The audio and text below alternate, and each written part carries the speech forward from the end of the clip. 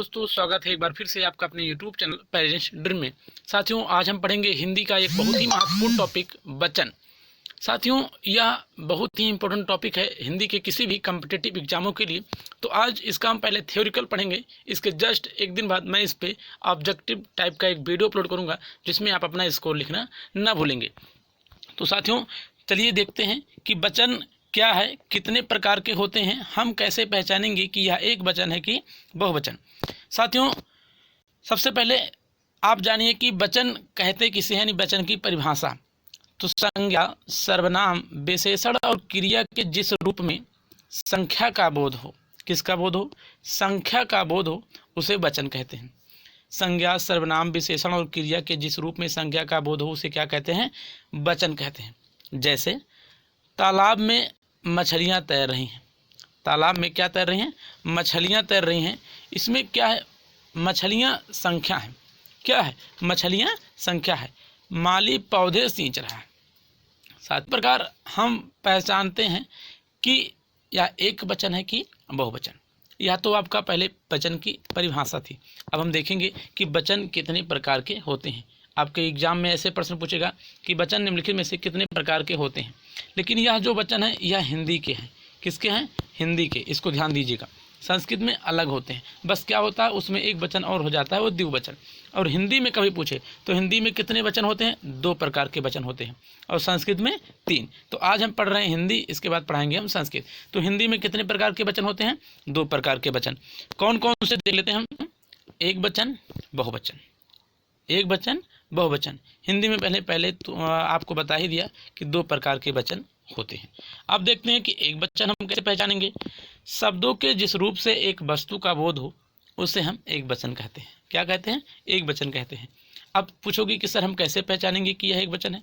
जैसे स्त्री, स्त्री, घोड़ा, नदी, गाय, सिपाही, बच्चा, कपड़ा, माता, माला, पुस्तक, टोपी, बंदर, मोर आदि। इतना एग्जाम्पल आपके लिए। ऐसे कभी भी शब्द में अगर आपको एक वस्तु का बोध हो तो आप सीधे से उत्तर मारिए वह कौन वचन है, एक वचन है, जिसे हम सिंगुलर भी कहते हैं। अब हम देखेंगे बहुवचन क्या है। अभी हम आपको नीचे प्रैक्टिस कराएंगे कि शब्द के जिस रूप में एक से अधिक या वस्तु होने का ज्ञान हो उसे हम बहुवचन कहते हैं। अभी हमने ऊपर पढ़ा कि यदि एक वस्तु रहे, क्या एक वस्तु हो, तो हम क्या कहेंगे, उसे एक वचन। लेकिन इसमें तो कह रहा है कि एक से व्यक्ति या वस्तु हो तो हमसे हम क्या कहेंगे, बहुवचन कहेंगे। क्या कहेंगे, बहुवचन कहेंगे। अब जैसे कि इसमें भी आप एग्जाम्पल देख लो। स्त्रियां, घोड़े, नदियां। देखियो, घोड़े से घोड़ा से घोड़े कह दिया गया, यानी घोड़ा होता तो एक वचन होता। घोड़े, नदियां, रुपए, लड़के, गाय, कपड़े, टोपियां, मालाएं, लताएं, पुस्तकें, वधुएं, गुरुजन, रोटियां, बेटे आदि, ये सब क्या है, बहुवचन है। क्योंकि इसमें जो व्यक्ति है या वस्तु है यह एक से अधिक है। अब हम कुछ विशेष इसके बारे में जानते हैं जो इम्पोर्टेंट है। आदरणीय व्यक्तियों के लिए सदैव बहुवचन का ही प्रयोग किया जाता है।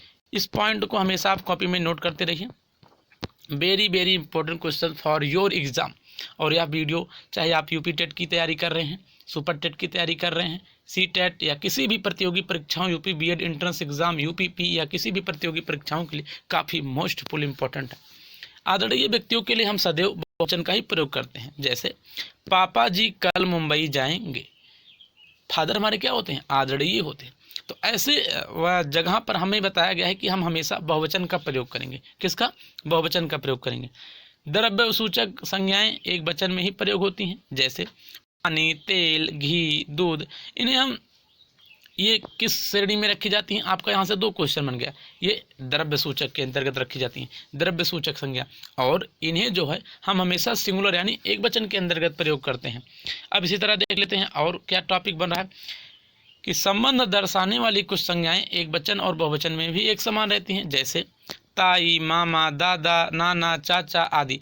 ये जो हमारे रिलेशन यानी संबंध दर्शाते हैं, या एक वचन और बहुवचन चाहे जो हो, ये हमेशा एक ही समान रहेंगे। अब चाहे वो आप एक वचन में प्रयोग कर रहे हैं, अब चाहे बहुवचन में। आपने कभी कहा कि मामे जा रहे हैं, आपने मामा ही कहते हैं। मामियाँ कभी बोला नहीं, मामी। मामा को मामा और मामी को मामी, दादा को दादा, दादी को दादी, यही ही कहा जाता है। यह एक वचन बहुवचन में चेंजेस नहीं होते, इसको भी याद रखिएगा।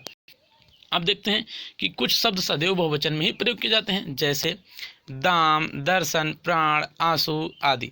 ये सब जो वर्ड हैं ये हमेशा बहुवचन यानी प्लूरल में ही प्रयोग किए जाते हैं।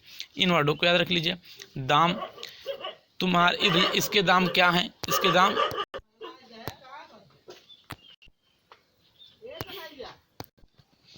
ये हमेशा किस में आते हैं, बहुवचन में आते हैं, इसको याद रखिएगा। दाम, दर्शन, प्राण, आंसू। अब देख लेते हैं हम लास्ट पॉइंट क्या बन रहा है।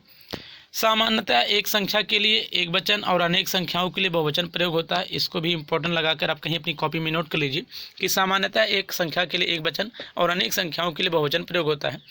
कभी कभी एक के लिए भी बहुवचन और अनेक के लिए भी एक वचन का प्रयोग करते हैं। कभी कभी एक के लिए बहुवचन और अनेक के लिए एक वचन प्रयोग बहुवचन करते हैं। जैसे कि यहाँ ताई, मामा, दादा, नाना, चाचा, ये सब चाहे एक वचन में भी प्रयोग कर ले हम, चाहे बहुवचन में, लेकिन इनकी जो श्रेणियाँ हैं वो एक समान ही रहेंगी। तो इसीलिए यहाँ कहा जा रहा है कि कभी कभी एक के लिए बहुवचन और अनेक के लिए एक वचन का भी प्रयोग कर लिया जाता है। इसी तरह मिलेंगे साथियों आपसे नेक्स्ट वीडियो में।